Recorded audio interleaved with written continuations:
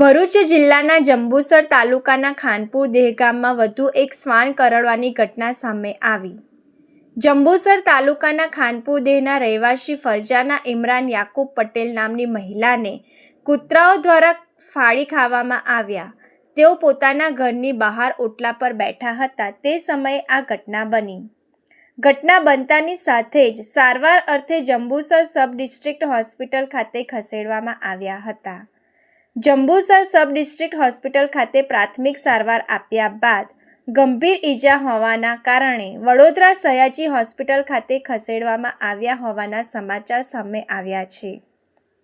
ફરજાના બેનને મોં પર, નાક પર અને ગળા પર ગંભીર ઈજાઓ પહોંચી હતી।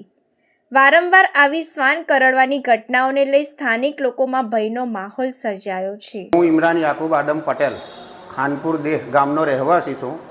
ખાનપુર ગામમાં કૂતરાઓનો એટલો બધો ત્રાસ છે કે હદ પાર થઈ ગયેલું છે। આ મારી મિસિસ છે ફરજાના ઇમરાન યાકુબ પટેલ।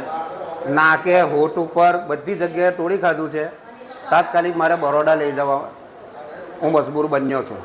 ગયા વર્ષે મારી ભાણકીને આ બેનની ભત્રીજી થાય, માત્ર 1.5 જ વર્ષની ઉંમરની છોકરી હતી।